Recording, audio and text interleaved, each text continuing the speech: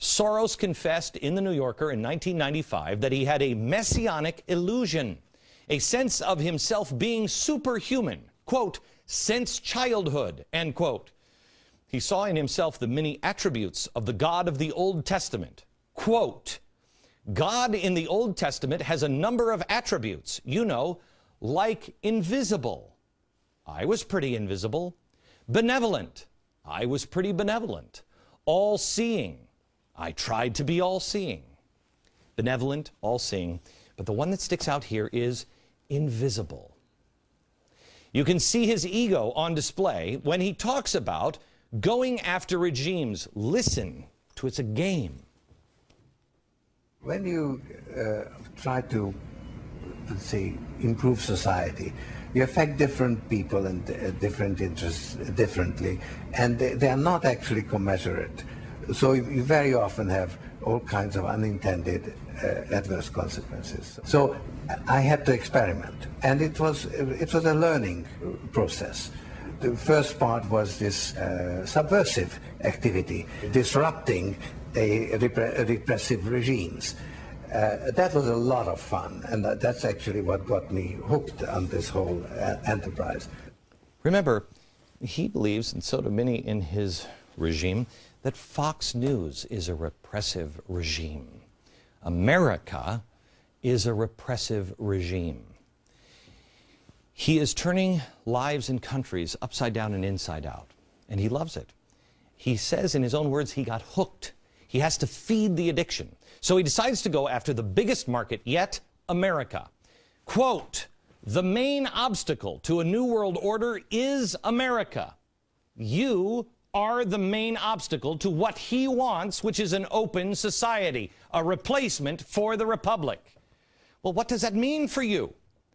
Well, he's talked about it. First, a managed decline of the U.S. dollar. His words, not mine. So an orderly decline of the dollar is actually desirable. Does that sound good to you? Does it sound good to you? How much has the price of sugar gone up? How much has your gasoline gone up? Why? Why? Is there a shortage of sugar? No. Your dollar is being devalued. It is going down in an orderly way. Prices go up. Is that what you want? Let me play the clip that we just played one more time at the top of the hour. Listen to this. The question is whether we need, and whether Mr. Soros and his foundations can help to bring more foreign influence into the United States instead of relying on what is essentially a balance between Democrats and conservative Republicans. I think you put your finger on a very important flaw in the current world order, and that is that only Americans have a vote in Congress, and yet it is the United States that basically determines policy for the world. Okay. That is a flaw in the current setup.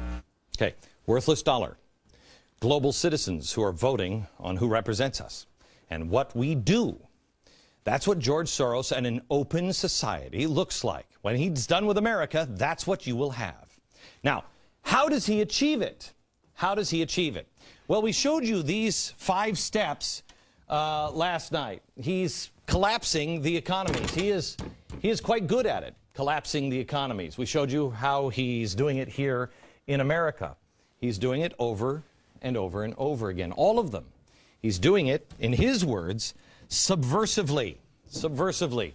5 steps to control. You form a shadow government using humanitarian aid as a cover. Subversive activities. Well, he's doing that with OSI. We told you the shadow conventions. The puppet master is putting on a show. We've been an unwitting audience. Now the curtains are being lifted. We're exposing the extent of his reach. We see who he's surrounding himself with. The guy who's running his charitable arm is the founder of SDS, the guy who started SDS, which was responsible for all of the riots in the 60s. He's now the charity guy. You're seeing him build the shadow party. Again, his words, not mine. He funded the shadow party convention. For 3 days, this program has begun to lift the curtains. Well, where's the media? Most Americans will dismiss that he's not a big threat. This is a conspiracy. Or, with the millions of dollars that he spends, Glenn Beck is just lying. The shadow party, the shadow conventions. Like God, he's invisible. In his own words. In his own words, he called it subversive activity. This is his addiction. But it moves from there. Back in a minute.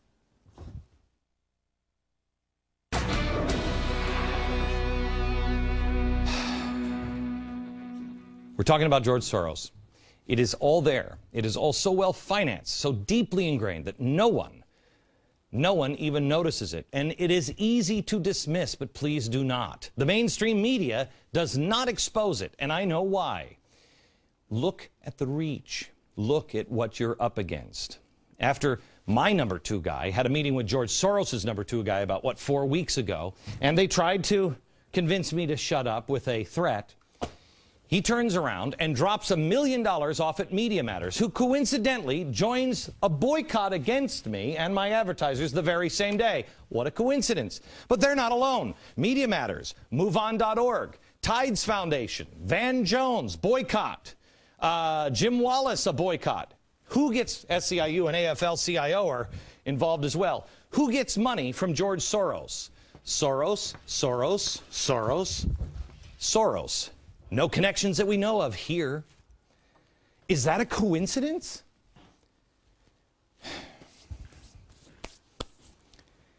Look, I know that soon, the gates of hell are going to be opened up. I did this for a reason. Not for ratings, certainly. There's nothing more sexy than, George Soros talk. I did it because I believe it. And I believe you need to know the only way to stop it is the sunlight. We could argue about this for days. I could present hours of evidence. But any thinking honest American can see smoke and fire. I'm not going to convince those that are asleep or cry ignorance or bury their heads or are just playing left-right Republican Democrat politics. Ask yourself this. Could I put on 3 hours of television with nothing but lies and smear, and keep my job against the most powerful man and the most powerful groups in the world? Couldn't be done. How do I know? Because I saw Orson Welles try to do it to William Randolph Hearst. I know Orson Welles. I read about his life. He died alone, broke, and very fat. In the end, you go against that kind of power and you will be destroyed. I get it. I've made my choice. This is Citizen Kane, but mine is not a movie. I wish it were. My 3-hour epic has been just to do this. Please, go and find the truth yourself. Do not take my word for any of it. No tricks, no Hollywood. Him in his own words. It is time to take a stand. What this boils down to is a man with a lifetime of being consistent, of stating his goals and destroying currencies and countries, and then stating his goal that America and her currency is next. Well, we know he wasn't lying the last 4 times. We know he wasn't lying when he said he wanted to be invisible. It boils down to this. Which is a bigger leap of faith? That he is still telling the truth and executing his plan exactly the same way he has done 4 other times? Or this time he's lying about it, and this is the exception. America, you have to decide, because your children, my children's freedom and the Republic is at stake. We have done so much research for these shows. We have gone through everything for these shows. I mean, reams of paperwork. You don't think the attorneys went through all of this stuff? These shows are posted online at glennbeck.com and theblaze.com. The transcripts, everything is there. The transcript of the CBS interview, where he expresses how he has no regrets of being told to confiscate the property of his own people, pretend that he wasn't one of them. There's this book. This is a must-read. David Horowitz, Richard Poe, does an amazing job of explaining how the radical left has infiltrated the Democratic Party. When you read this, it will you will understand. Richard Poe also wrote a special piece that is being sent out on my free email newsletter tomorrow at glennbeck.com. It shows an example of how George Soros interfered in Kenya in 2007 in the elections, and how that interference played a role in creating complete chaos there. I want you to also do this. You don't listen to anybody, and you just don't listen to what somebody says about something, and take my word for it, or his word for it. Look for the original documents and the original reports. This is a document from the Committee of Un-American Activities, 1961. We talked about it a little bit yesterday. It features an essay explaining the radicals' top-down, bottom-up theory. This was never supposed to be released. It was. We found it on microfilm in the public library. I'm going to put a copy out of it at theblaze.com or glennbeck.com. You'll see it, but go to your library, see if you can get a microfilm copy of it. And finally, don't read just one point of view. Please. Read the arguments. Decide for yourself. You've got George Soros on An Open Society. You have this one from George Soros. You have Alchemy of Finance. You have so many books on George Soros that you can read yourself. Read his point of view. Arm yourself with information. There is no harm in reading what the man has to say, because it exposes him more than anything else. But there are other crucial steps that I'd ask you to take. And I'll outline those next.